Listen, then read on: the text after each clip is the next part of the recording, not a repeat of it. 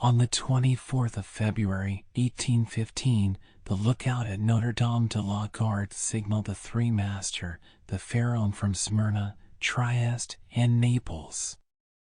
As usual, a pilot put off immediately, and rounding the Chateau d'If, got on board the vessel between Cape Morgiou and Ryan Island. Immediately, and according to custom, the ramparts of Fort Saint-Jean were covered with spectators. It is always an event at Marseille for a ship to come into port, especially when this ship, like the Pharaon, has been built, rigged, and laden at the old Fosse docks, and belongs to an owner of the city. The ship drew on and had safely passed the strait, which some volcanic shock has made between the Calasarein and Jaros Islands, had doubled Punk and approached the harbor under topsails, jib, and spanker, but so slowly and sedately that the idlers, with that instinct which is the forerunner of evil, asked one another what misfortune could have happened on board. However, those experienced in navigation saw plainly that if any accident had occurred, it was not to the vessel herself, for she bore down with all the evidence of being skillfully handled, the anchor a cockbill, the jib boom guys already eased off, and standing by the side of the pilot, who was steering the Pharaon towards the narrow entrance of the inner port, was a young man who, with activity and vigilant eye, watched every motion of the ship and repeated each direction of the pilot. The vague disquietude which prevailed among the spectators had so much affected one of the crowd that he did not await the arrival of the vessel in harbor, but jumping into a small skiff, desired to be pulled alongside the Pharaon, which he reached as she rounded into La Reserve Basin.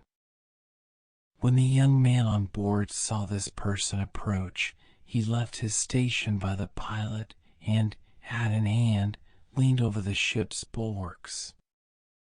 He was a fine, tall, slim young fellow of 18 or 20, with black eyes, and hair as dark as a raven's wing, and his whole appearance bespoke that calmness and resolution peculiar to men accustomed from their cradle to contend with danger. "Ah, is it you, Dantès?" cried the man in the skiff. "What's the matter?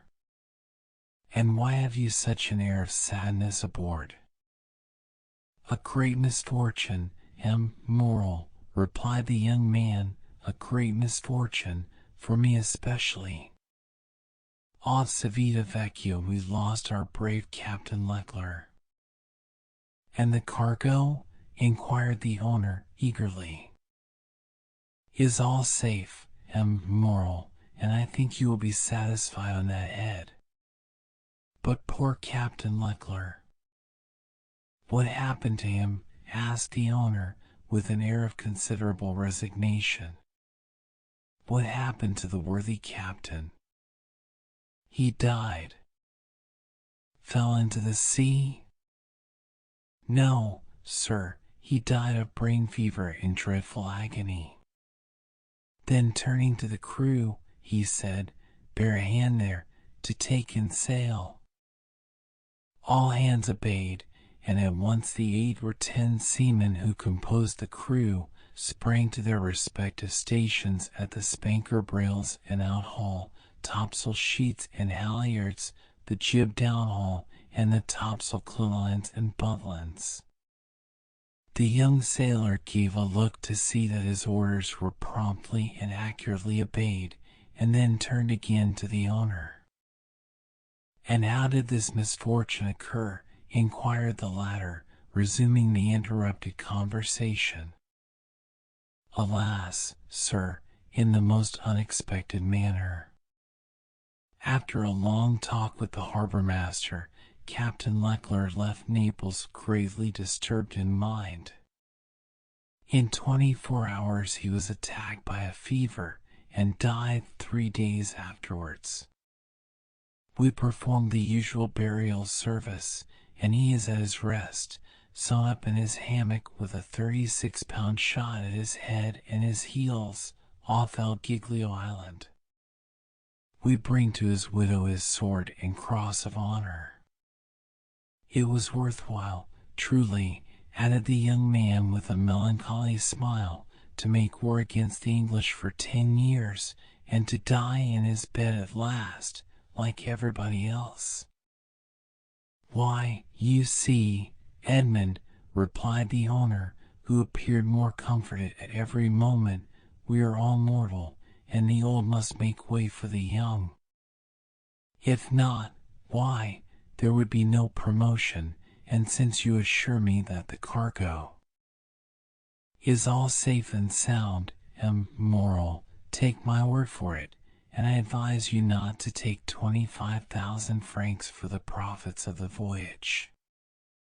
Then, as they were just passing the round tower, the young man shouted, "Stand by there to lower the topsails and jib, brail at the spanker." The order was executed as promptly as it would have been on board a man-of-war. Let go and clew up. At this last command all the sails were lowered, and the vessel moved almost imperceptibly onwards. "Now, if you will come on board, moral," said Dantès, observing the owner's impatience, "here is your supercargo, Danglars, coming out of his cabin, who will furnish you with every particular. As for me, I must look after the anchoring, and dress the ship in mourning." The owner did not wait for a second invitation. He seized a rope which Dantès flung to him, and with an activity that would have done credit to a sailor, climbed up the side of the ship, while the young man, going to his task, left the conversation to Danglars, who now came towards the owner. He was a man of 25 or 26 years of age, of unprepossessing countenance, obsequious to his superiors, insolent to his subordinates, and this, in addition to his position as responsible agent on board, which is always obnoxious to the sailors, made him as much disliked by the crew as Edmond Dantès was beloved by them. "Well, moral," said Danglars, "you have heard of the misfortune that has befallen us?" Yes, poor Captain Leclerc. He was a brave and an honest man, and a first-rate seaman, one who had seen long and honorable service, as became a man charged with the interests of a house so important as that of Morel and Son," replied Danglars. "But," replied the owner, glancing after Dantès, who was watching the anchoring of his vessel, "it seems to me that a sailor needs not be so old as you say, Danglars, to understand his business, for our friend Edmond seems to understand it thoroughly, and not to require instruction from anyone." "Yes," said Danglars, darting at Edmond a look gleaming with hate. "Yes, he is young, and youth is invariably self-confident. Scarcely was the captain's breath out of his body when he assumed the command without consulting anyone, and he caused us to lose a day and a half at the island of Elba, instead of making for Marseille direct." "As to taking command of the vessel," replied Morel, "that was his duty as captain's mate. As to losing a day and a half off the island of Elba, he was wrong, unless the vessel needed repairs. The vessel was in as good condition as I am, and as, I hope you are, moral, and this day and a half was lost from pure whim, for the pleasure of going ashore, and nothing else." "Dantès," said the shipowner, turning towards the young man, "come this way."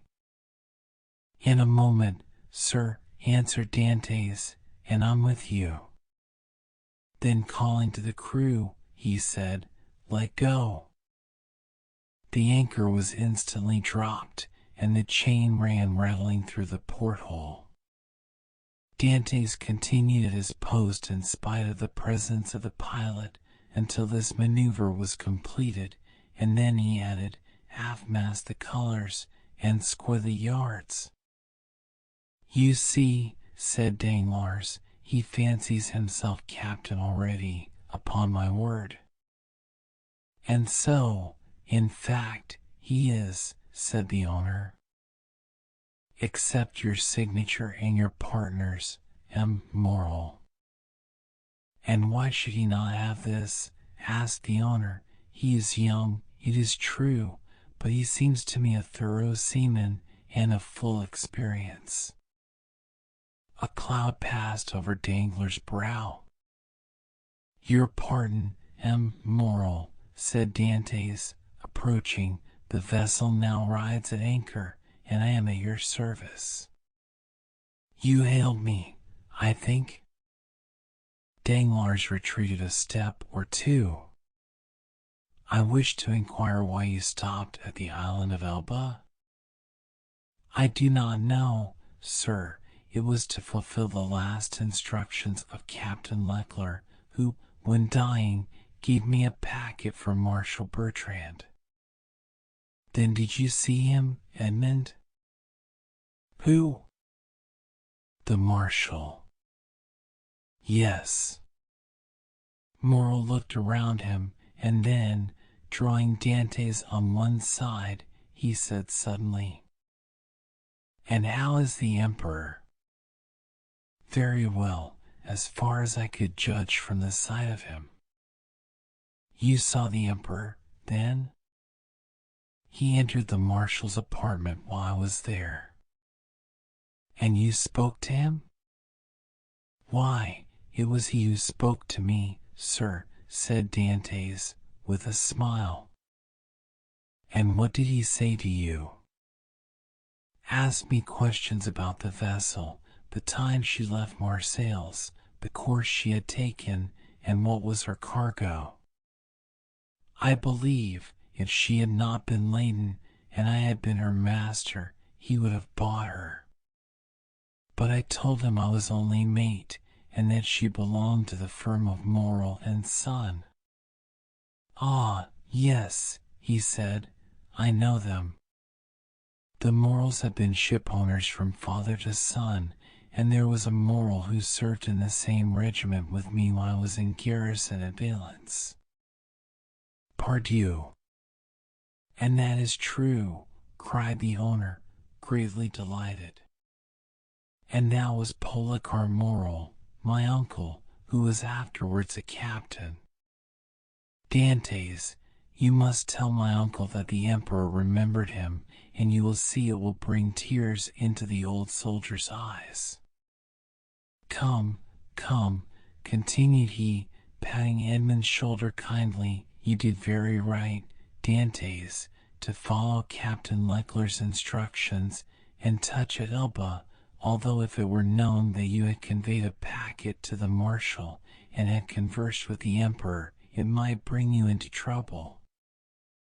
"How could that bring me into trouble, sir?" asked Dantès, "for I did not even know of what I was the bearer, and the Emperor merely made such inquiries as he would of the first comer. But, pardon me, here are the health officers and the customs inspectors coming alongside." And the young man went to the gangway. As he departed, Danglars approached and said, "Well, it appears that he has given you satisfactory reasons for his landing at Porto Ferrajo?" "Yes, most satisfactory, my dear Danglars." "Well, so much the better," said the supercargo, "for it is not pleasant to think that a comrade has not done his duty." "Dantès has done his," replied the owner, "and that is not saying much. It was Captain Leclerc who gave orders for this delay." "Talking of Captain Leclerc, has not Dantès given you a letter from him?" "To me? No, is there one?" "I believe that, besides the packet, Captain Leclerc confided a letter to his care." Of what packet are you speaking, Danglars? Why, that which Dantès left at Porto Ferrajo. How do you know he had a packet to leave at Porto Ferrajo? Danglars turned very red. I was passing close to the door of the captain's cabin, which was half open, and I saw him give the packet and letter to Dantès. He did not speak to me of it, replied the shipowner, but if there be any letter he will give it to me. Danglars reflected for a moment. Then, Moral, I beg of you, said he, not to say a word to Dantès on the subject. I may have been mistaken. At this moment the young man returned. Danglars withdrew. Well, my dear Dantès, are you now free? Inquired the owner. Yes, sir. You have not been long detained. No. I gave the custom house officers a copy of our bill of lading, and as to the other papers, they sent a man off with the pilot, to whom I gave them. Then you have nothing more to do here? No, everything is all right now. Then you can come and dine with me? I really must ask you to excuse me, Moral. My first visit is due to my father, though I am not the less grateful for the honor you have done me. Right, Dantès, quite right. I always knew you were a good son. And, inquired Dantès, with some hesitation, do you know how my father is? Well, I believe, my dear Edmond, though I have not seen him lately. Yes, he likes to keep himself shut up in his little room. That proves, at least, that he is wanted for nothing during your absence. Dantès smiled. My father is proud, sir, and if he had not a meal left, I doubt if he would have asked anything from anyone except from heaven. Well, then, after this first visit has been made, we shall count on you. I must again excuse myself, Moral, for after this first visit has been paid, I have another which I am most anxious to pay. True, Dantès, I forgot that there was at the Catalan someone who expects you no less impatiently than your father, the lovely Mercedes. Dantès blushed. Ah, said the shipowner, I am not in the least surprised, for she has been to me 3 times, inquiring if there were any news of the Pharaoh. Pest. Edmond, you have a very handsome mistress. She is not my mistress, replied the young sailor, gravely, she is my betrothed. Sometimes one and the same thing, said Moral, with a smile. Not with us, sir, replied Dantès. Well, my dear Edmond, continued the owner, don't let me detain you. You have managed my affairs so well that I ought to allow you all the time you require for your own. Do you want any money? No, sir, I have all my pay to take nearly 3 months' wages. You are a careful fellow, Edmond. Say I have a poor father, sir.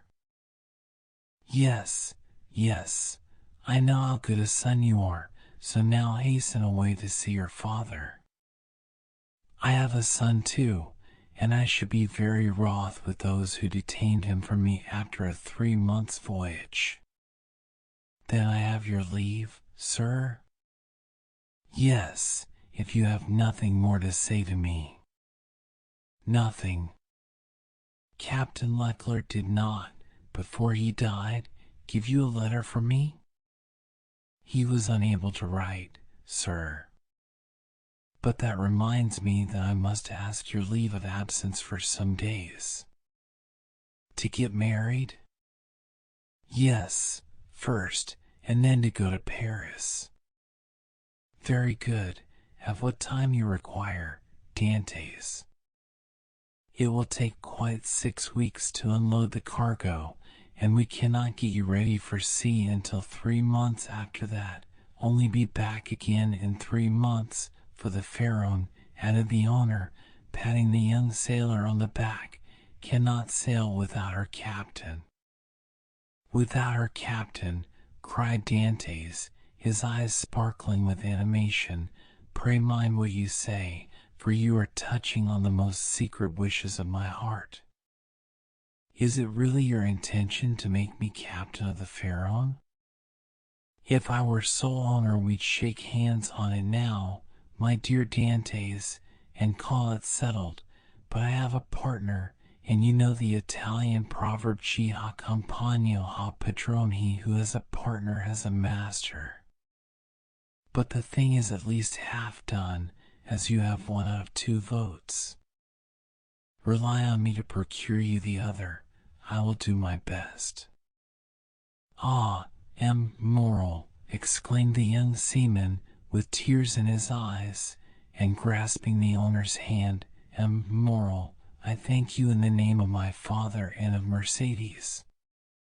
That's all right, Edmond. There's a providence that watches over the deserving. Go to your father, go and see Mercedes, and afterwards come to me. Shall I row you ashore? No, thank you. I shall remain and look over the accounts with Danglars. Have you been satisfied with him this voyage?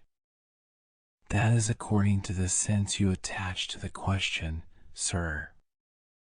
Do you mean, is he a good comrade? No, for I think he never liked me since the day when I was silly enough, after a little quarrel we had, to propose to him to stop for 10 minutes at the island of Monte Cristo to settle the dispute, a proposition which I was wrong to suggest, and he quite right to refuse. If you mean as responsible agent when you ask me the question, I believe there is nothing to say against him, and that you will be content with the way in which he has performed his duty. But tell me, Dantès, if you had command of the Pharaoh, should you be glad to see Danglars remain? Captain or mate, immoral, I shall always have the greatest respect for those who possess the owner's confidence. That's right, Dantès. I see you are a thoroughly good fellow, and will detain you no longer. Go, for I see how impatient you are. Then I have leave? Go, I tell you. May I have the use of your skiff? Certainly. Then, for the present, immoral, farewell, and 1,000 thanks. I hope soon to see you again, my dear Edmond. Good luck to you. The young sailor jumped into the skiff and sat down in the stern sheets, with the order that he be put ashore at La Cannebière. The 2 oarsmen bent to their work, and the little boat glided away as rapidly as possible in the midst of the 1,000 vessels which choke up the narrow way which leads between the 2 rows of ships from the mouth of the